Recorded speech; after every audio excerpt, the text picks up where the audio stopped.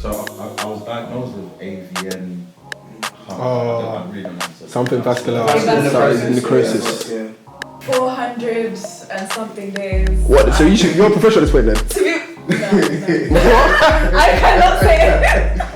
But then, like, when I'm teaching and stuff, kids will be like, oh yeah, I saw you on TV. That's mad. And that's like weird because you're Yeah. just like, like, do you know what I mean? But I would say. Yo, what's going on, people? It's your boy, Mr. Alvin, and we are back for another episode. Yeah, we made it, man. Thank God. And I'm going to introduce my amazing mates. I started on my right last time, so I'm going to start off on my left this time. And we're going to start off with a brother of mine. We have got the one and only actor, writer, and facilitator, Anyebe. Woo, woo, woo, woo. That's my guy. He's a big actor in all the adverts right now. You know what I'm saying? You might see my little Cora advert. To my immediate left, we've got an amazing woman who is a content creator. She is a comic creator, and she's also a journalist. And she is the one and only Sharon. And last but not least, to my right, we've got my broski. He is a creative art director, lover of art, and a poet, and also the founder of Akonji Studios. It is Rizzy! Akonji. That's it, right? Yeah. Come on, man. I'm not Yoruba, innit? I gotta try and think sometimes. I did it right, innit? Alright, cool. So, it's interesting. Obviously, I like to pray before we start anything. And obviously, you mentioned that, you know, sometimes in the TV broadcasting world, it's just imagine if they prayed before they did anything. I want to talk to us a bit about your journey in TV and just broadcasting in general, and how that is for you, one as someone who has sickle cell, and I guess maybe with faith as well. Yeah, well, thanks for having me here, because I love talking about something like this, but yeah, I actually got into broadcasting and journalism through Sickle Cell, actually, because I had started an organisation in Nigeria called Cells of a Generation, and I was doing interviews with people, and like I was just really interested in media. I was on TV, and yeah, I made the comic book, my first comic book. We're gonna get into that. Yeah, and I was just really interested in being a voice for people, and also listening to other people, like hearing their stories and how sickle cell has affected them. Then, you know, I just decided I want to challenge myself a bit more, and I thought going into broadcasting and journalism would be a good way for me to broaden my expertise, I guess. Fair. And first job I applied for was CNN. I got the internship there, and I've been doing freelance work with them ever since. That's amazing, man. Yeah. That's pretty dope still. I feel like TV and broadcasting is always an interesting perspective, because I feel like it's where a lot of change can happen, because it's we watch TV, or we've watched TV at one point. I feel like a lot of the times now it's moving to social media and stuff. It's challenging because I think you would understand being like a presenter or whatever, even just being black in general. It's already tough, tough. Everyone always says you have to be twice as good, and that is genuinely the reality. I had to be in order to be seen and heard. I had to be in there all day, every day, help out whenever, just talk to people, be charismatic, all of that, and I just did not have the tools. I was coming from Dartford into central London. That's crazy. Put me in hospital every 3 months at least, yeah. And then just not being able to go into work every day was affecting my whole networking experience, and it just kind of. And so just quick question based on that. So then, did they ever completely understand what the sickle cell, how it affected you, or what, just in general? They did, but it's not it's hard to kind of receive empathy, because at the end of the day it's 24/7 news. So things still need to go. So whoever's available, whoever's available is gonna help, but they're not gonna be thinking of me we'll wait for her to be ready. It's just things are gonna have to keep moving without. Fair. Cool. Rizzy, my boy. So obviously, I feel like you have been able to intertwine art, AI, and sickle cell into like what you do, of course. But before that, you've run businesses. Like, so, I mean, obviously, you've run a business, Goodman Factory, beer, and obviously, I've still been waiting for my oil. Okay. But I guess from your perspective, I guess running two businesses consecutively, how has that just been for you? Full stop. Like, have you always been, a business kind of like go get a guy, both creative as well? Because I guess obviously Mel Grooming is a thing, and obviously now you're doing art and poetry, of course. Yeah. How's that always been like managing businesses, managing your single soul, and just So yeah, glad to be here. I think I'll start saying that. I'm grateful you lot are here. No, honestly. So running businesses has actually helped. Fair. I used to work full time in advertising, marketing. Did that kind of. There was like a 2-year period I was like working within housing as well. And that was my last job. And I just committed to, investing my money into like setting up my own business and with my team at the time. So I had business partners, and it supported my health because at the time when I was like working 9 to 5 full time, I had more admissions into hospital. Of course, and I think it was because of the stress. Yeah. But when you have your own business, there is pressure within business, but it's like there's less pressure because it's all on you. Yeah. And fair. So there were times where health, made things challenging in the business. But I was always blessed to have a team that understood what I was going through. And if I couldn't come through, then my team would be there for me. Can I delegate? Yeah, and delegate it. So I had a lot of people supporting it, especially with Goodman Factory. There was a community. We got a community of men together to promote self-grooming and self-care. And they always came through in times where I that's wasn't dope. available. That's so amazing. There'll be times I'll be in the hospital, literally just managing a shoot, and I managed to make it work. That's sick. But there were challenges at the same time. Naturally, yeah. It wasn't all sweet because, when you can't give it your all, you see it financially in your bank account. Yeah, because today you can't promote this product. I'm not going to glamorize it that, running a business is the best thing ever. There were times where things, financially, it was tough. Yeah.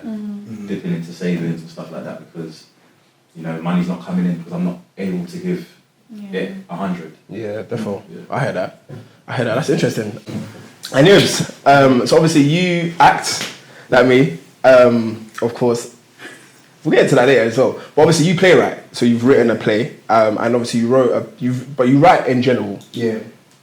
The reason why I want to talk about obviously the play around Sickle Cell is because I guess the first time I ever saw it was maybe 6 years ago now, or maybe four. Was it 2020? 2021. Yes, so 4 years ago. But I feel like I realised as a playwright, the biggest issue or struggle is probably funding or getting back in regards to that. How has that journey been for you? Because obviously, and how personal do you get when you write? Because I guess if you're writing about Sickle Cell, there's a lot of things that you're talking about that you have been through and that you go through. Yeah. How do you feel when you're writing it, and how do you either distance yourself if you do, or delve into it more if you do? So, that's a good question. I would say, I say to writers when you're doing writing courses and you start, write what you know. Fair. So it's like, I know my story, do you know what I mean? Even if I know yours, I know my story more than anyone else. So I remember, I'd written some, it was a time I had a crazy crisis. It was 2 back-to-back, so I was in hospital for just under 3 months, about 2014. And I remember I went in Valentine's night 2014. And I just wrote a lot of spoken word and poetry, never to be performed. Fair. But it was just how I felt. Just felt defeated. You're just in for came out in May. Do you know what I mean? Parked that off, just boom. And then probably I think I read poetry to someone, and they were like, you want to apply for this, like, this writer's course. It's like, yeah, you should do that because this other play, it started from poetry, so I applied it, I got on. And that was just how I started writing the play. Yeah, okay, fair. I never set out to be a writer, do you know what I mean? I came out of drama school, so I was just going to be an actor, do you know what I mean? Years back, and then set out to write the play, and I think it became a thing of, it was just all the hospital crisis I've ever had. In 1 2-hour play, do you know what I mean? And then memories start coming back, and then whilst you're editing, you go to hospital again, and do you know what I mean? And all these things started happening, and then all of a sudden there was a play that was born. And I remember it was still quite scary and frightening to expose yourself like that to people that might not understand. But just realising that when I was growing up, when we were growing up, there weren't many people that had sickle cell that would admit or just share that they had it. Definitely.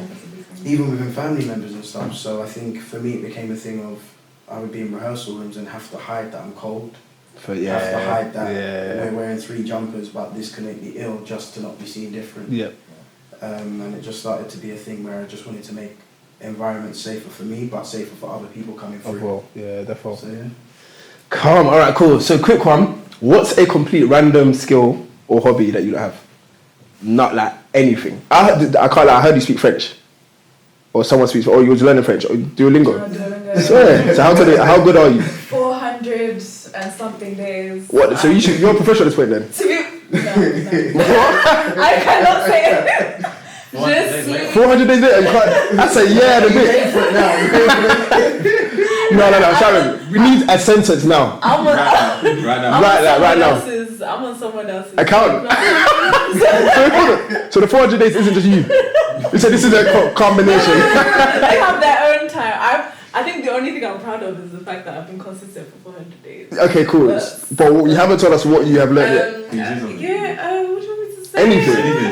Anything. Except for how my name is. I could say je suis désolé. No. I'm sorry. Yeah. I'm sorry. Je suis désolé. Yeah, no. 400 days to learn je suis désolé. Yeah. Could you say like I'm in pain? Ooh, I'm in pain. I don't know what pain. See, I'm. Oh, no, what pain is. Okay, fair. But 400 days though. Don't worry. I need to see proof. Okay, yeah. We're gonna come back. We'll come back. What about anyone else? Hobbies. Yeah, like a completely random school hobby that no one would expect from you. Yoga. Swear. Yeah. You do that, yeah? Stretches and that. Yeah. That's very cute. Yeah, I've been doing it for like 2.5 years now. Swear. That's interesting. Yeah, it's been good for my mind and body. Okay. My friend did say that yoga really helps with sickle cell. Yeah. It really does. Isn't that stretching in general though, the stretching? Yeah. But blood flow. But isn't yoga like? But there's some pushback on yoga. Yeah, I was gonna say I was thinking, isn't that a bit like it's being a Christian and stuff? Isn't that a bit? I've met Christians that believe it's demonic. Yeah. My relationship with yoga is just all for mind and body. So fair. I don't know. Okay. I reject them. Yeah. Fair. That's interesting. So you've been doing yoga for 2 years. 2.5 years. Yeah. So what, can you do can you cartwheel? I'm not mad flexible. No. Pause. I can't do all that. But yeah. But yeah, you're just. I know how to move and breathe at the same time. Okay. Well, move and breathe at the same time. I hope moving your body and breathing. Yeah. No, I hear that. I do hear that. It's different than just the usual. Yeah. Okay. Fair. Yeah. One of my friends used to go hot yoga and that. I don't know. Have you done that? Yeah. It's very, very good. Honestly, I would suggest it, recommend it to anybody with sickle cell. Swear. Yeah, I like the steam room. I could do that and I just stretch in there. But I won't do that one in there. But the yoga thing. In steam room. Fair, man. Okay, cool. That's interesting. I would never. You know what? Good man thing. I would have never guessed you done yoga. Really? That is the truth. Yeah. I don't really share that. Fair. Oh, exclusive. No. Fair. And yeah. What about you? I like art. Fair. Yes. Okay. Yeah. Art. Art. Yeah. It was like what art? Yeah. Yeah. No, like my best friend's a painter.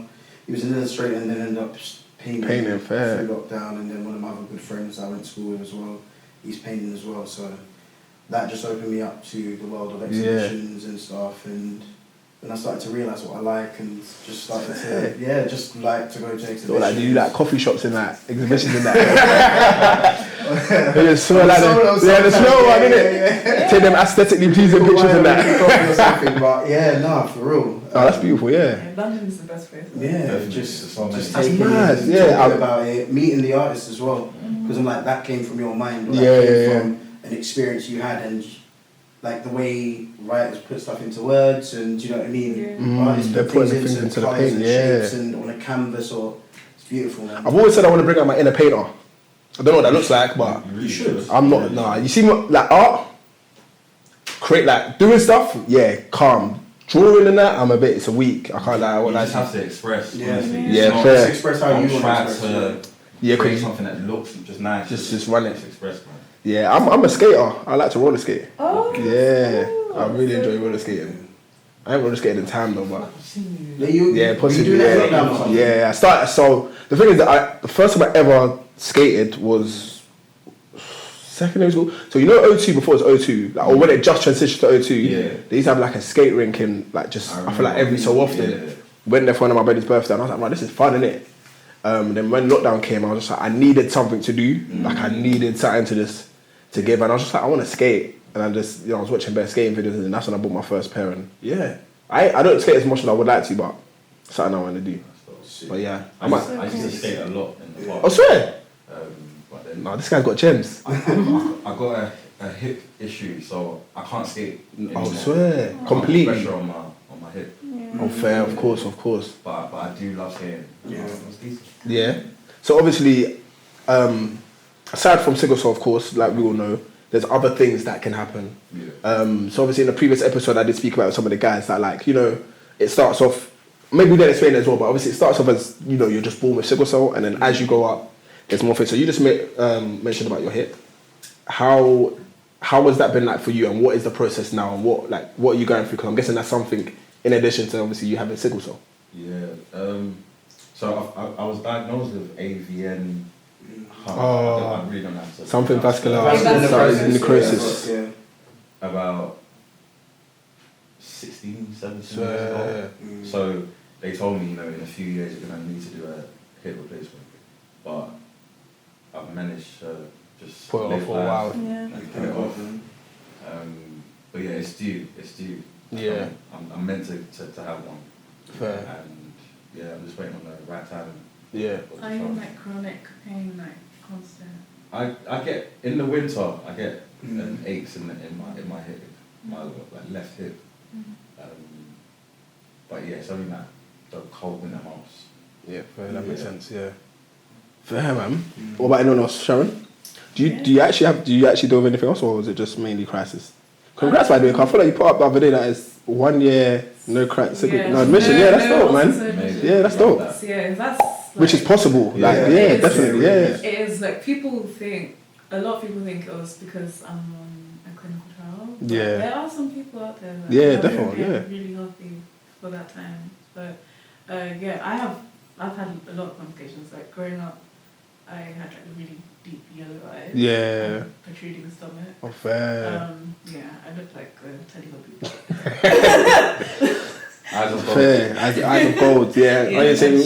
Get that artwork. Yeah, that's why I really resonate with your art, because I was really, really made fun of because of my eyes, but then it turned out that it was building up to gallstones, so I had my gallbladder removed, and that turned out to be a very dangerous surgery for me. Oh wow! My gallbladder was literally disintegrating while they were doing the surgery. Oh fair. So instead of it being keyhole, they had to actually surge. Completely cut me. Oh wow! So I have a massive scar. Oh bless. Then after that, they left something in there as well. So which hey. What did they leave in the head, her chest. No, something. Let me chat to you lot. NHS. You might not leaving stuff in my bedroom. Don't say nothing. No, I'm on you, innit? I don't even know what it was. It's some wires or whatever. Fair. But it was it was stuck in there for a while. Oh no. It came out 2 years ago. By itself? Or they took out? They so they had to remove it? Yeah. Then That's I've crazy. had- Compensation. Have you spoke about that?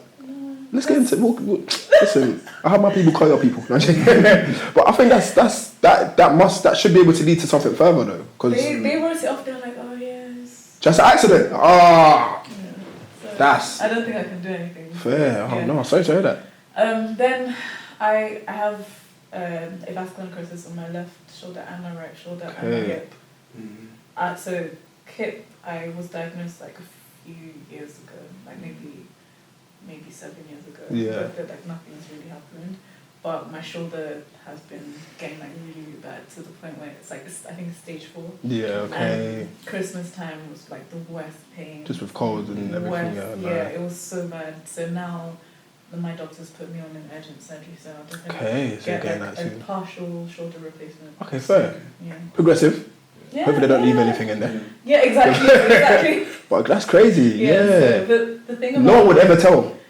Yeah, that's like, you know what I'm saying? It's mad, isn't it? Yeah. Because what you were saying, like people hide, and I think I'm just kind of like used to just not really talking about it. Yeah. I hate the sympathy. Yeah. I hate. Yeah, we do. Yeah. Oh. If I don't feel sorry for me. Yeah. Punch you up. No, I hear it. Yeah. Yeah, so I don't really talk about it. Fair enough, but yeah, of course. That but makes also sense. like with the clinical trial that I'm on has really helped. So. Yeah, we'll get into that actually in a second. Yeah, and Anyebe, what about you? Anything? I know. Yeah, you were saying before. Bruh, just sometimes when you look at medical stuff and you're just like, rah. AVN, so that was that painful crisis, 2014 time. Yeah. Gone in. I've had 1 or 2 things before, like I had one thing like osteomyelitis or something when I was like 14. Yeah, that's crazy. And then I had to be on like antibiotics every day, but intravenous. So they would come to my house Monday to Friday, and then Saturday and Sunday I'd go to the hospital. That was like the whole 6-week holiday. So that was my summer was done. What's osteomyelitis? It was an infection, and all I remember is that it's in the bone, I think. Huh? Is it in the bone? Yeah. And the antibiotics were so strong. Bearing in mind antibiotics are strong anyway when you and stuff. Yeah. But it would, stomach cramp would come on at any point, could last for 5 minutes or 3 hours, and it felt like something was trying to punch from inside. I remember you're growing still, it's not like when I was an adult, I was 14. So I couldn't do much, I couldn't go and see Fred because it could just start any time and I'd just be lying on the floor in agony, feeling like I was being punched from inside out. And then after that was cool. But AVN, vascular necrosis. Yeah. They said the right hip never affected me. I think came out of hospital after that long crisis, 3 months or so. And I just remember my hip, I was walking weird and then my hip was hurting, but it wasn't like a crisis I'd ever felt. It was, but I was like, I've just come out of hospital, I can't, so I was fighting. Yeah, definitely. I couldn't even walk up the stairs. And then splenomegaly, enlarged spleen. Okay, yeah. I've had times where, and they say it's infection, but it's like, it's growing by like 3 inches overnight. Nothing you can do. You ask them, what can I do? Like, is there anything? Have I eaten anything? Nothing. Just, and it's happened once or twice. And then, I think that's it. So have you had like iron overload? No, iron overload. Yeah. Like where you obviously take too much. No. Have you had that? Yeah, I'm currently dealing with it. Like, okay. It takes a while. So what does that actually do? What does that do to you? It affects the liver. It can Okay. cause like liver damage. It's very common with people to get transfusions. Yeah. Okay, do you get transfusions? I used to. You used to? Yes, but because you're on the clinical trial, you stopped. You get transfusions? No. Exchanges? Yeah. Exchange. I did that last time as well. So yeah, so you get exchanges. Yeah, so with exchanges, in most cases, people are actually depleted from iron. Okay. When they extract your blood, they're taking the iron from your body. Yeah, okay, fair, specifically. And then, but you don't do it anymore because you're on a clinical trial. Yeah. Cool. But I'm still dealing with the iron overload. Oh, fair. That's so. Because it takes a while to get back really? to me. Yeah. Oh. When did you stop transfusion? 2 years ago. Okay. And was that because of the clinical trial, or did you just stop and then pause? I just didn't need the transfusions. Okay, fair. Is it why? Because my hemoglobin was okay, cool. Yeah, it went from like 60 something to like 90. So your hemoglobin steadied by itself? Through the clinical trial. Oh, okay. Okay, cool. All right, let's get into the clinical trial. Do you want to get into it? Yeah. Are you sure? Yeah. So which one are you currently on? Etavocovat, it's a tablet Yeah. I take every day. And yeah, it's been really good. Like, I would say I take it with hydroxyurea. Okay. Yeah. So you take two, yeah? So you take both. So Okay, I take fair. 4 tablets every single day. Yeah. And that really stabilized my health. Like, I wasn't. That's when I celebrated my 1 year. Yes. And I wrote like a Substack article about it, basically saying like part of it is the medication, but of course, also it's the discipline. Yeah. Like I was never like that disciplined with like my health in general, because I wanted to be like everyone else. Like, why do I need to take? Yeah. You know, like, can't I live like holistically? Like, I wanted to be Jenica, like, you know, right? Just live life, be in the sun, fair. And like eat healthy. I would take like green juices and like, you know, like eat a lot of fruit and vegetables, but it just wasn't enough for me. Yeah. Especially because like my lifestyle didn't really allow, because I was dealing with a lot of pressure from work. Stress, okay, fair, right? Yeah. So when I was introduced to the clinical trial, it was because I had been so sick like often. Fair. Then the first few months I was still getting sick. So I was like, this is not doing anything, right? But stay consistent. Yeah, but then like one day, because I decided like, okay, I'm gonna really, really be as consistent as possible. One day I got in, did my blood test, and it went from like 60 something, okay, like my baseline from my hemoglobin to like 96. Wow, that's amazing. I'm like, what? And then it kept rising. Fair. And I felt the health within me. I'm like, this is okay. Yeah. What is this? Fair. No, that's dope, man. Okay, cool. So I think because I think people are always skeptical about clinical trials naturally. Constantly. Yeah, which is So that's really interesting. Nice to know that you're. Not the risk, bro. Yeah, what are the side effects actually? Yeah, or have you had any? Or I haven't had any. Okay. But you know, they're still testing it out. Fair. And I think they do need to widen the study. Yeah, of course, yeah. Like, more people need to be tested to really understand what it is. Okay, fair. I guess they did say like, if you take like 1 million tablets a day, it can like cause cancer. But we ain't gonna do that. Yeah, exactly. 1 million in one day. Yeah. No one's gonna do that. Well, I don't even know the amount. But of course, like, that's the amount. Okay, fair. So there's not really and you haven't felt anything. Oh, that's good. Nice. I'm trying to like kind of learn how to live with this new kind of body. Yeah. Like the new, just feeling good everything in my life was dictated by Sickle Cell, including that's crazy. My hair. I cut off all my hair at some point because I couldn't do the usual the curly hair routine. What? Because it was just going straight. No, because my hands would. Because you're tired. Yeah, you're in pain. Yeah, fair. To what's it called? Detangle. Yeah, you shampoo, like all my hands up like that, like would like really affect me, and to the point where I literally just stood in the mirror and I was like, fair. Like cut off all my hair. Yeah, wow. And then I started my locks, and that's been the thing. That's journey. Yeah, I'm gonna get locks soon. Yeah. No. Hey, listen. Anyway, let's not talk about my hair, boy. Might go turkey. Who knows?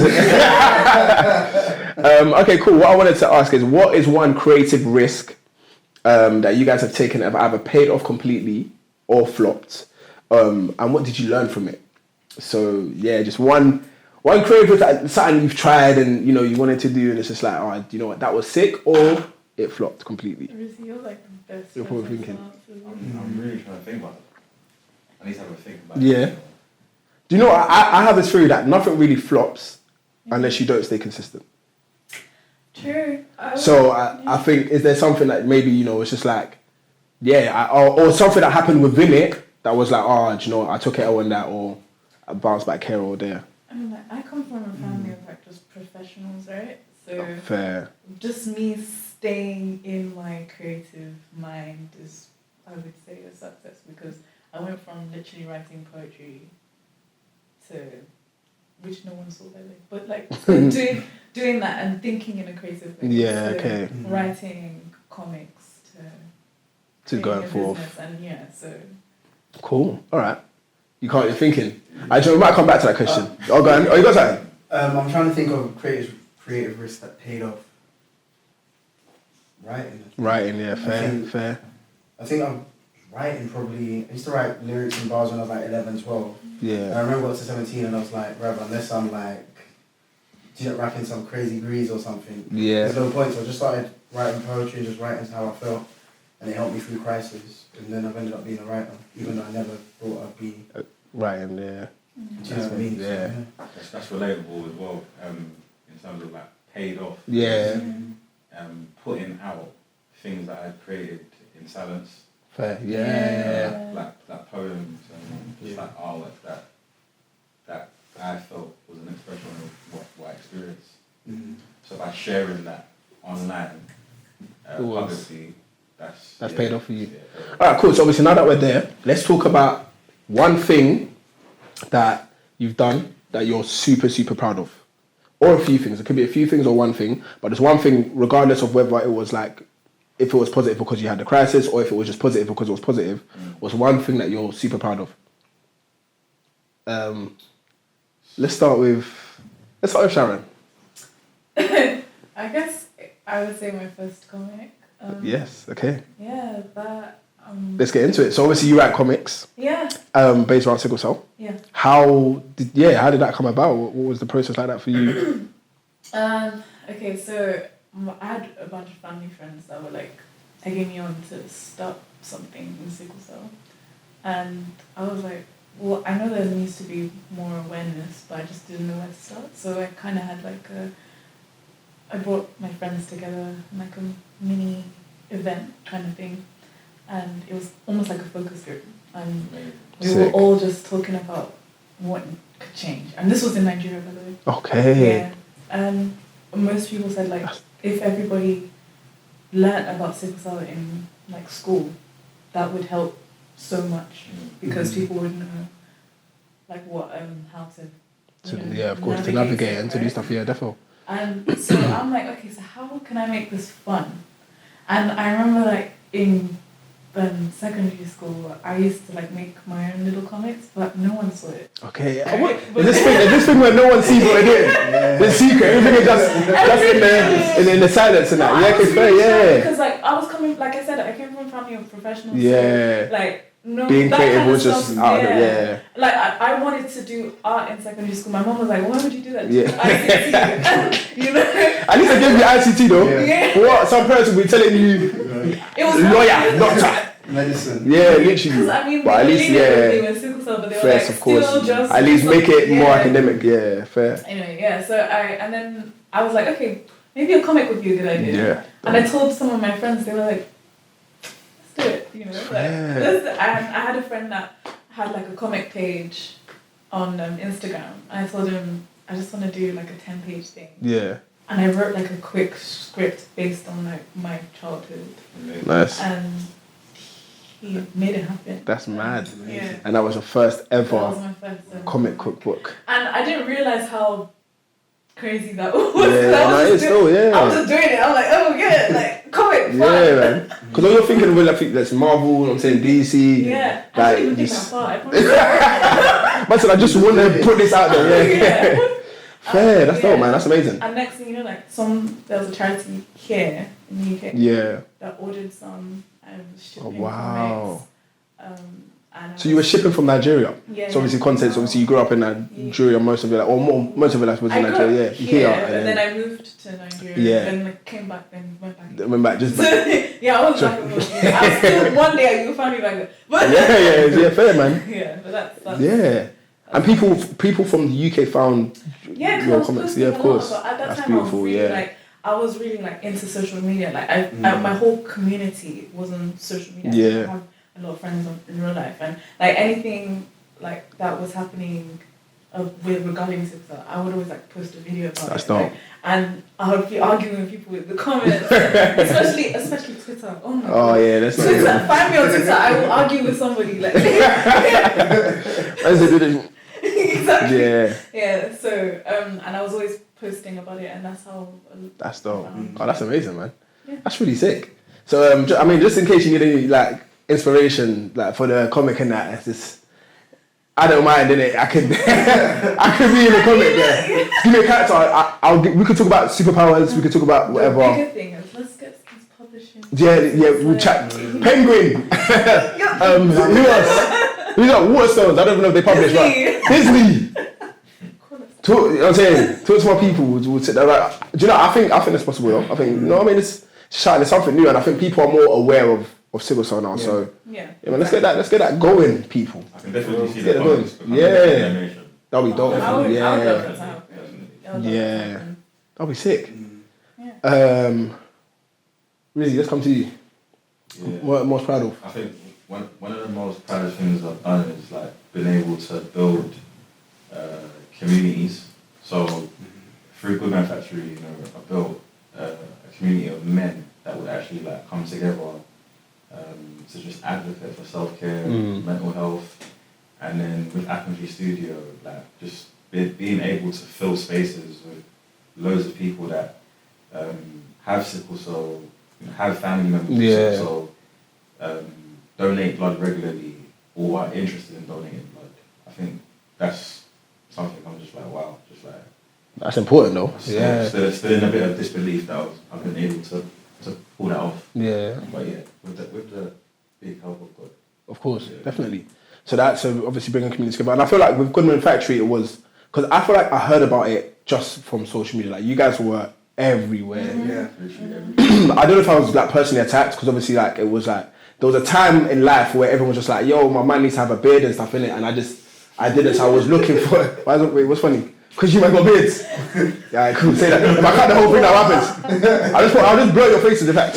No, I'm joking, but I feel like there was definitely a time, and I think it was weird because like, even though it was just about hair as well, and it was about men, and I remember feeling comfortable because you guys had done a talk with A-Star at the time as well, so you had a podcast section which was also just delving into what men do and how men be. So that's dope, man. It was way deeper than just physical. Of course, yeah. You know, we were selling grooming products, but you know, most importantly, it's like your mind. Who are you as a man? Yeah. And just the things that men, just having conversations on things that men experience, like creating a safe space to have conversations that you necessarily wouldn't see online. Yeah. You know, so we're just going to like a lot of deep personal things, finances, you know, fatherhood. Yeah, all that. It's good, man. That's dope. Nice. And yeah, just anything that you're super proud of.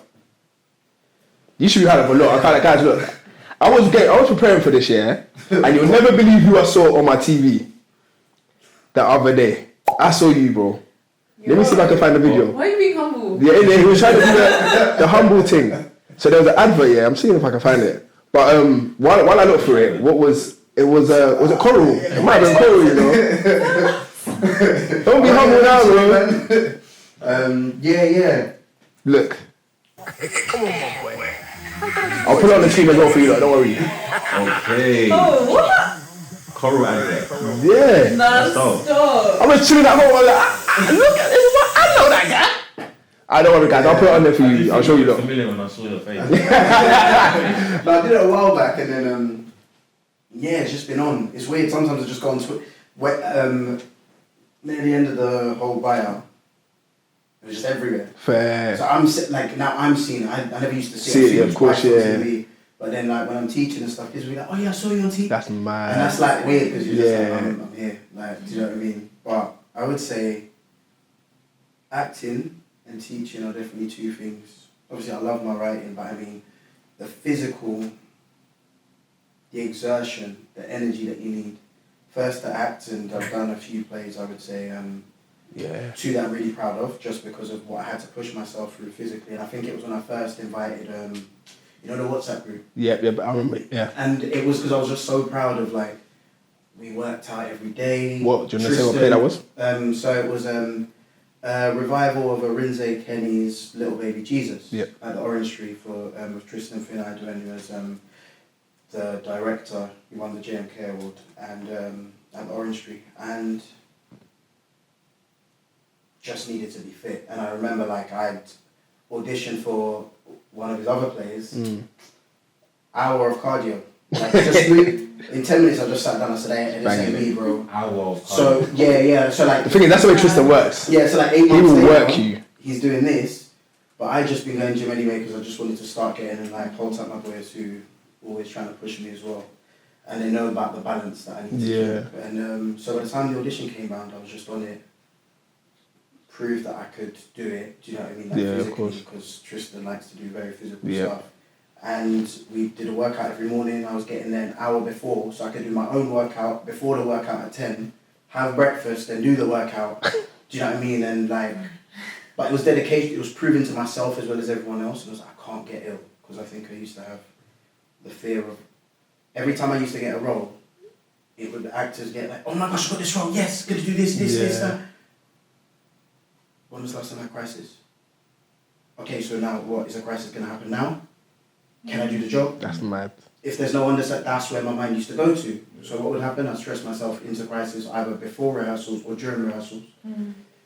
That was the first time I ever done a play where no crisis had happened from the time I got the role to the thing. after. That's amazing. So that's literally like God's work there. And it was just like literally like just became so lean. I remember even the man was like, rah, like What do you think contributed to that? Great support from friends, family. Yeah, that's it. My partner at the time, my ex-partner at the time, and it just that self-belief. Do you know what I mean? But like a lot of people really helped with stuff, especially if I was tired. And then probably when I was at the RSC a couple of years ago, that was 2-3 hour plays we were rehearsing for at the same time, 12-week rehearsal period, go from one room to the other, physical. And I was doing gym 3 days a week, 3 mornings a week before rehearsal. Do you know what I mean? With PT 2 times, just trying to, because I knew that if I didn't do that, I could not have lasted that job. That's acting though, and I feel like you pushing yourself allowed you to, I guess, put yourself in a certain type of mindset where it was like, I guess do or die, but it was more like doing it and you're just able to like make it work, innit? Yeah. Which is a blessing, man. That's dope, man. That's dope. I think I got to check something quickly. Give me a second, guys. You lot take some snaps, chat, chop it up, whatever. Just give me one moment. Obviously, being in those positions where you was overexerting and I got stuff. Amazing. I'm trying to think if I have one that I haven't said already that I'm mad proud of. Obviously Super Soul, but I mentioned that last time. So I'm trying to think, is there anything else? I think, do you know what it is? I think I'm proud of like just stuff I do separate. So obviously I went to uni, I studied marketing. I feel like there's a thing with like people that have Sickle Cell doing marketing and advertising and all that. I don't know, man, because all of us studied marketing. Yeah, it's like it's giving like we can work but still be creative. It was interesting, innit?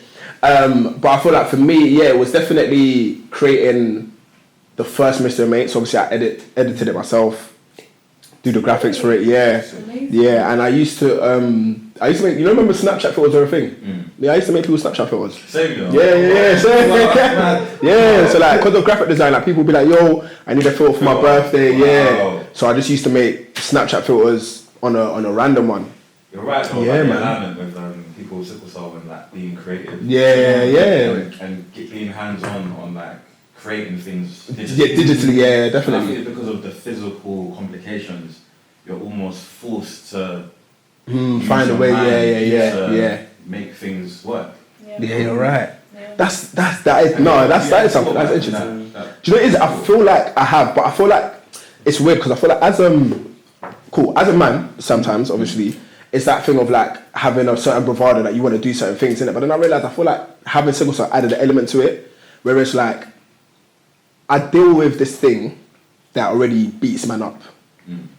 So let me beat up everything that I can in a way. It's weird. Do you know what I'm saying? It's like, and then that for some reason it's just always, everyone I've met is always like they have this creative outlet that they choose. Not everyone. I know some people that obviously work like they do the finance thing, and that's but majority. I don't know. It's weird. Like there is this connection of always wanting to create, and then I think it does come from pain, which you could get into. I feel like. I'm not a man. But no, of course, But no, the same thing, same element, of course, No, I will say, like, wanting my voice to be. Yeah. You know, like when people just don't understand. Like, yes. why are your eyes yellow? Why do you look like that? Yeah. Why are you always in hospital? Why are you always sick? What kind of curses follow you? Like, you know, like, all of that, and it's like. That's a Nigerian thing as well. Yeah. That's a Nigerian thing. Cool. So how do we feel like pain, in particular, has helped us be creative? Other than just like writing from a creative experience, how do we feel like the link is there? I think it's being bedbound. And your mind. Yeah, and you know, just a lot of times when I feel like when you're in pain, you're in a meditative state. Yeah. Because you're just alone with your thoughts, and you can feel. Yeah. So it does something to your mind where I just feel like in that moment you kind of bend reality by just thinking of the most random things. Yeah. And then you have all these thoughts that have once passed your brain, and then eventually it's like it could be translated onto a canvas or onto a record, or you know, performance poem or performance.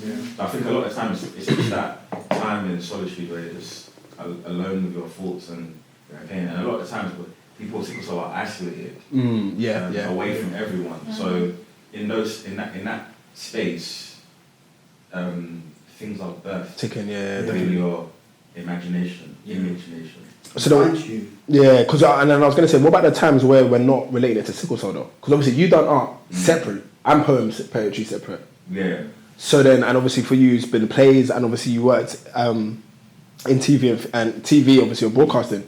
So it's like, what about those times where it's like, do you know what? There's something I still have to prove here. Do we always feel like we have something to prove? I think so. Yeah. Which is crazy, isn't it? Yeah. Because we're already proving stuff as black people. I get what you mean. And then, you know what I'm saying? Not letting sickle cell beat you to the point where it's like, I didn't make anything. Yes, exactly, Because I honestly believe, I would be a footballer. Yeah. Alright, listen. Freeway. Honestly. Because one of I just love the physical. Yeah. That's something I would have put my all into. That's mad. So we all could have been pro. We've been sports. Yeah. So and you know what's mad? You know, like I see man. Weekly, bro. You see that man in will treat like had a night injury year 9. We can actually say we had an injury. That's how we didn't go pro. And then what sports for you? Track. I swear, yeah. I grew up with a friend who's currently like in track. Oh, fair. And like he's doing amazing. And every time I see him like show his stuff on social media, I could have. Do you know what it's mad? Because I feel like at school times, 100-meter sprint was my thing. But I would sprint and then that's it. I was like, breathless. I'm like, I've done the best I can. Done. And I'll come first or second. And then after that, I need a week rest. You know those games where you have to like get the beanbag. Yeah. I would. Oh yes. I'll be the one that would clap. I have the last one. You go, girl. Yeah, man. But footballer, I think so too. You know, I hear that, man. But the reason why I mentioned that was because, you know, like that's an example of something I couldn't do because of the symptoms. You then think, what can I do with my condition? Yeah, definitely. And it just forces you to like make something out of yourself. Yeah, definitely. Some way, somehow. Yeah, you know. I agree. We don't have role models, so we are the role models. Yeah, you're right. Next generation. You're right. For that too. Yeah. You're trying to prove to you. You're proving to yourself, but you're proving to the world. Yeah. Go on. No, just when I was growing up, I was saying earlier before, like, I'd ask my doctor, like, you know, like a paediatric hematologist, and I'd be like, because I was on football, that's what I was on, I was like 7, 8, 9 years old, you know what I mean? I used to play for a local team in Clissold Park back in the day, and I remember, like, I asked my doctor, like, but can I be a footballer and have sickle? And they were like, there are footballers that have sickle cell, but they will never come out and say it. Yeah, fair. So from in the 90s, you always kind of knew, and it would be like they'll just say they've got a knock or an injury.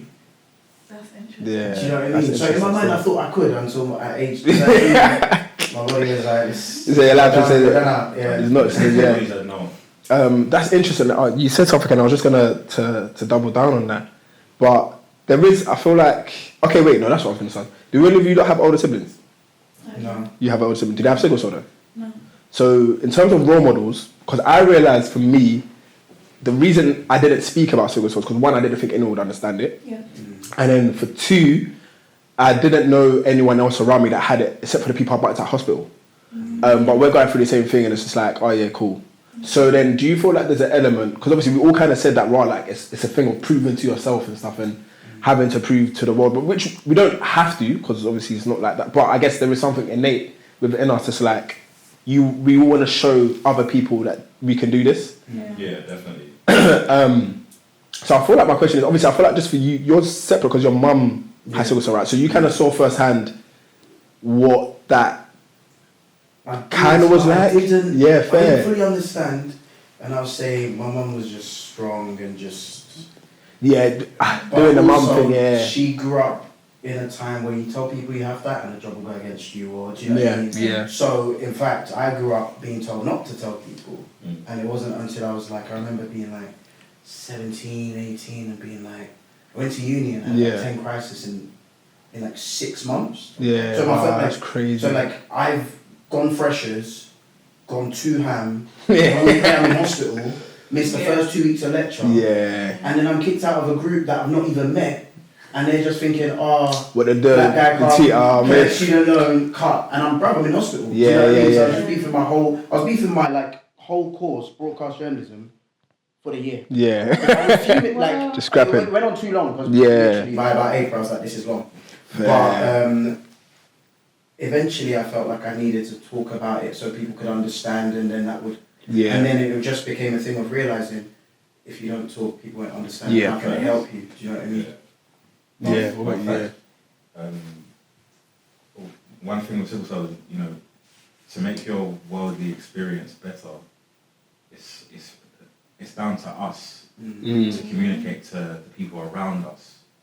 So they can adapt and be more understanding. So I get that.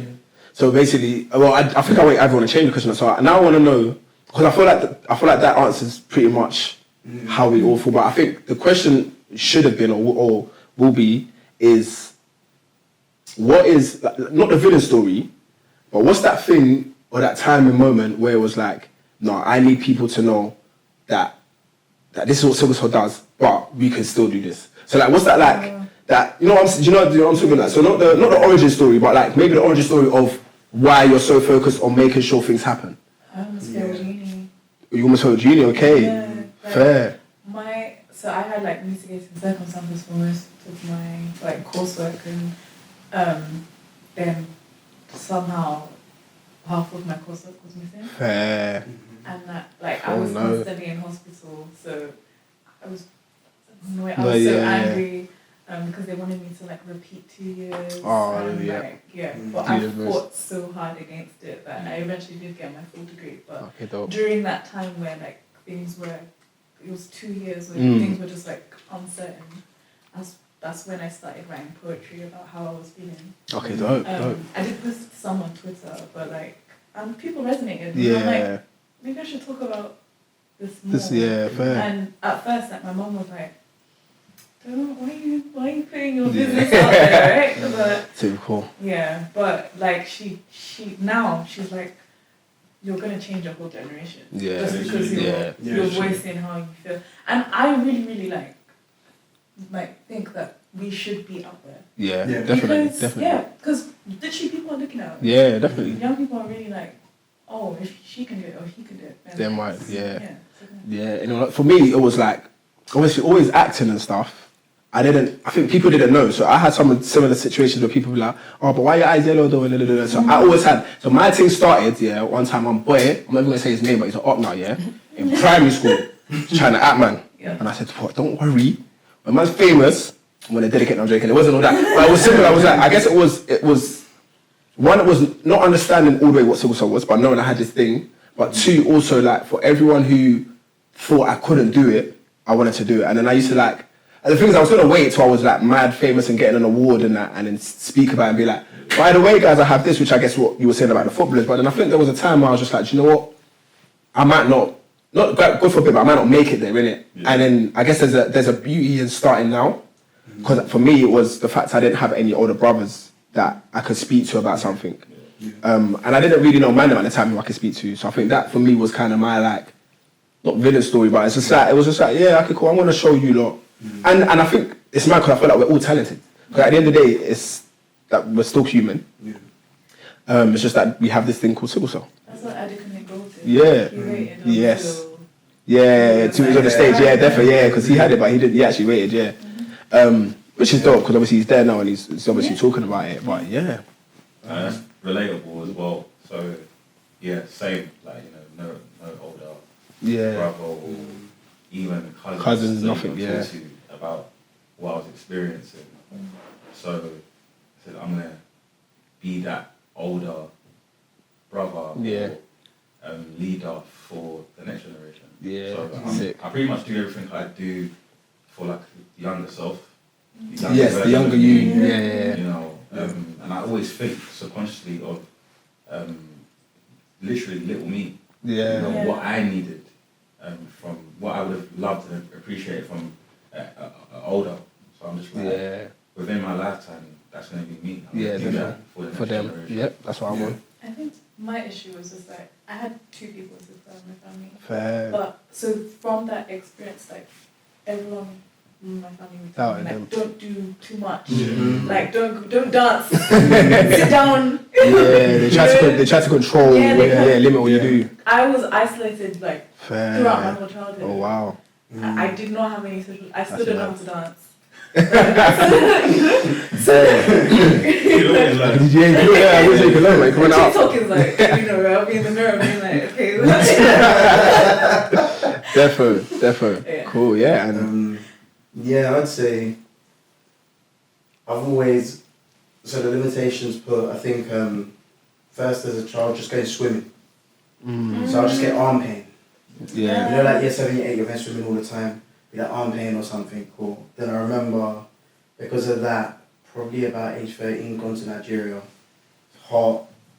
My uncle's taking us to Koi Club, everyone's jumping in. Yeah. I jumped in, he came and he shouted at me, and because he's got sickle as well. Okay, fair.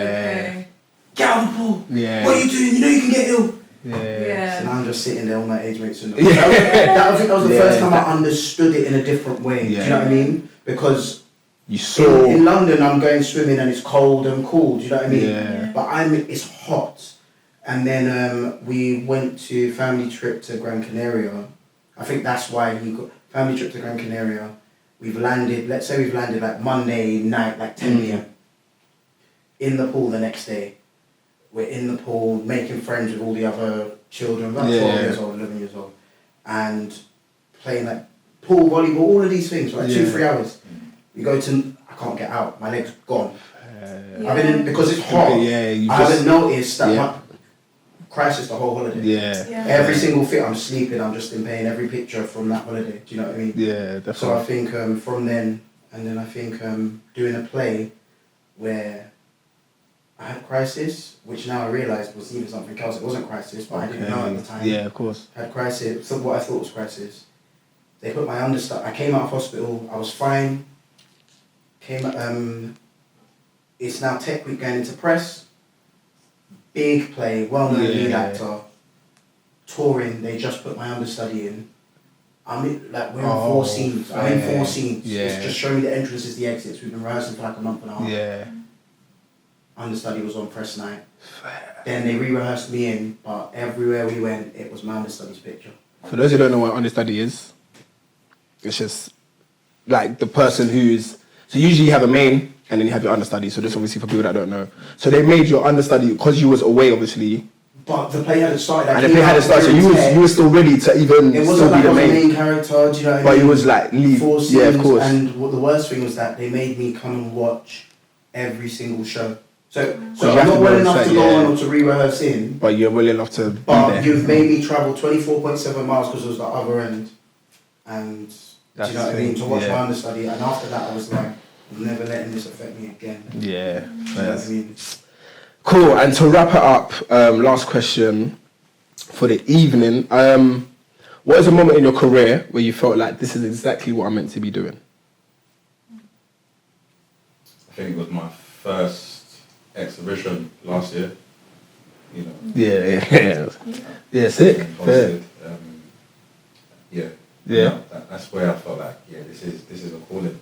Yeah, dope. Especially because of the way it came about. I didn't plan, like all my previous businesses, I planned it, strategized to see. With this, I was just following, like more just like guidance of like God's guidance. Yeah. Oh, beautiful, nice. And Yebs. Probably a few jobs.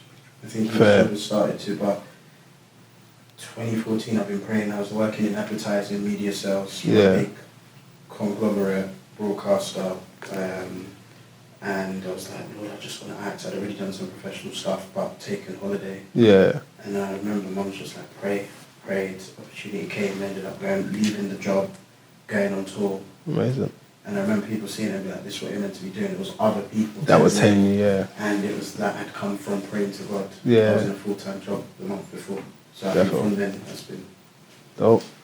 Sharon, with the comics and with broadcasting? With broadcasting, I'd say, because I write as well. I write yes, you do, of course, yeah. So when people read my stuff and they're like, I resonate, I understand, thank you for putting this stuff on that platform, or that means a lot to me. Yeah. But the comics,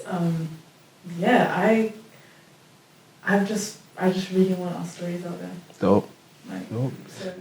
So yeah, definitely. And I think, for me, it's similar to you. So I've been a few of the shows I've done, I guess, where I host, present, and act. It's like, there's been times where I don't feel like I should have got the job, and I got it, and then I've done the job, and it's just like, do you know what? I'm meant to be doing this.